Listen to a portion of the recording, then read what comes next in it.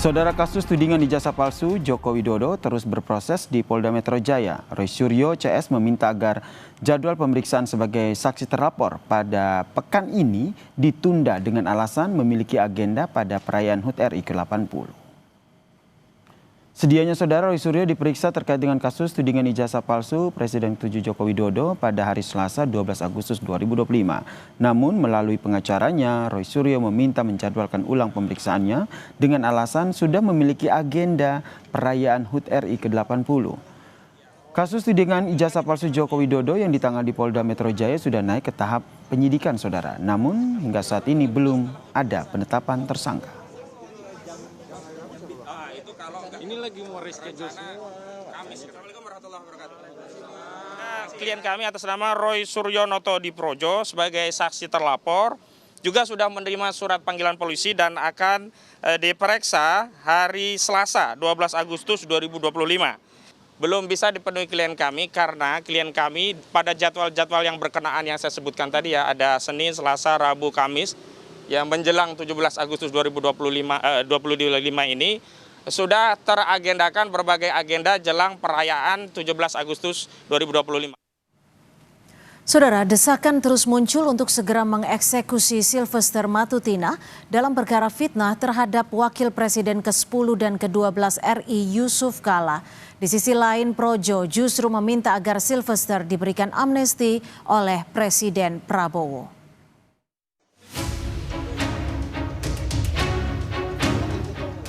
Masuk tahanan 1 tahun 6 bulan. Saya sudah menjalani proses Kapan? itu. Kapan? Dan kau tidak perlu tahu itu. Kau siapa? Loh, mumpung ada jelaskan melalui Kompas TV.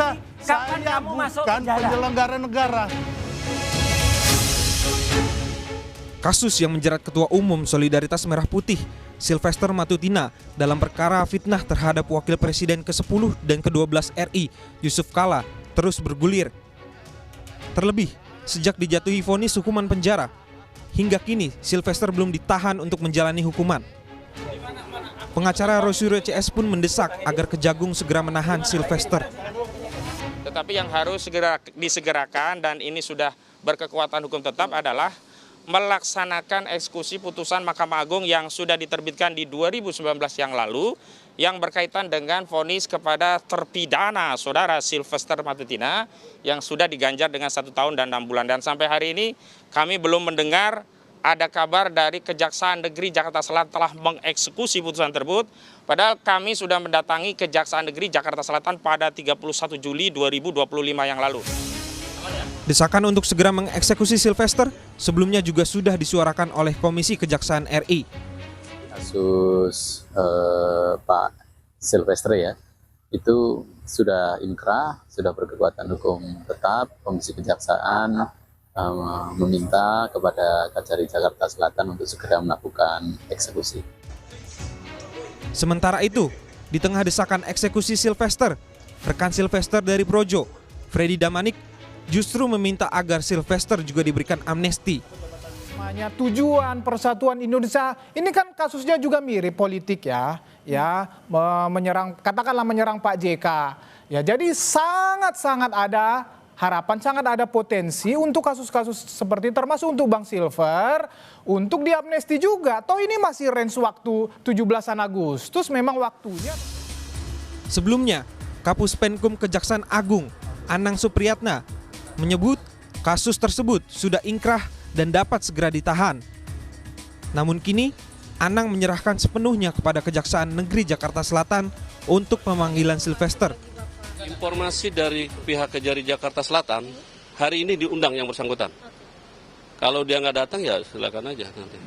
Tidak harus eksekusi. Kalau nggak salah hari ini. Pastikan aja nanti. Coba tanya nanti ke pihak Kejari Jakarta Selatan. Tapi yang kemarin saya informasi harus segera. Yang sudah inkrah. Sylvester Matutina dinyatakan bersalah melakukan tindak pidana memfitnah Yusuf Kala berdasarkan putusan MA nomor 287K tahun 2019. Ketum Solidaritas Merah Putih ini didakwa pasal 311 ayat 1 KUHP dan divonis penjara 1 tahun 6 bulan. Tim Liputan, Kompas TV.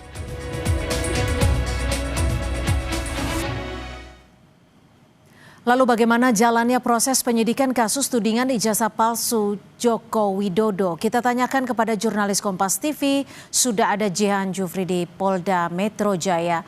Jihan, selain Roy Suryo, siapa lagi yang meminta penjadwalan ulang dan kapan sebenarnya Polda akan mengumumkan tersangka soal kasus yang sudah naik ke penyidikan ini? Jihan.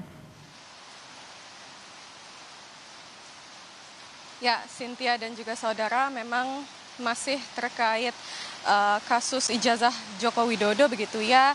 Kalau ditanya begitu ya, siapa saja selain Roy Suryo, pastinya yang seharusnya diperiksa hari ini yakni YouTuber Sunarto dan juga jurnalis Arief Nugroho.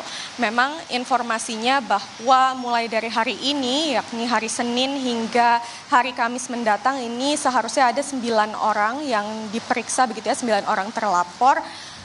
Salah satu di antaranya adalah Roy Suryo dan yang seharusnya diperiksa hari ini yakni Sunarto dan juga Arief Nugroho. Namun memang tadi kami dapati sekitar pukul 11 siang kuasa hukum Roy Suryo CS yakni Ahmad Hozinuddin ini tiba di pukul 11 membawa surat pengajuan, yakni surat pengajuan itu berisikan agar supaya permintaan begitu agar supaya pemeriksaan terhadap 9 orang yang terlapor ini ditunda. Memang tadi disampaikan oleh Ahmad Hozinuddin bahwa alasannya adalah karena jelang HUT RI ini memang dari para terlapor sudah memiliki agenda-agenda jelang HUT Republik Indonesia. Namun memang ada sedikit perbedaan. Ada satu saksi yakni ex-pimpinan KPK Abraham Samad, ini informasinya akan tetap diperiksa di hari Rabu mendatang. Maka dari itu memang kami masih nantikan juga akan seperti apa pemanggilan Abraham Samad di hari Rabu mendatang dan penjadwalan ulang dari terlapor lainnya yang memang dikabarkan tidak bisa memenuhi panggilan. Lalu seperti yang kita ketahui juga bahwa dari kasus ini sudah naik ke penyidikan dan memang belum ada tersangka. Nah, untuk mendapatkan informasi lebih lanjut memang kami masih dalami ke pihak Polda Metro Jaya. Namun informasinya ini pastinya akan dilakukan pemeriksaan terlebih dahulu. Salah satunya adalah pemeriksaan terhadap para terlapor yang harus dijadwalkan ulang terlebih dahulu, baru memang proses bisa berlanjut hingga penetapan tersangka. Cynthia. Baik, terima kasih jurnalis Kompas TV Jihan Jufri melaporkan langsung dari Mapolda Metro Jaya.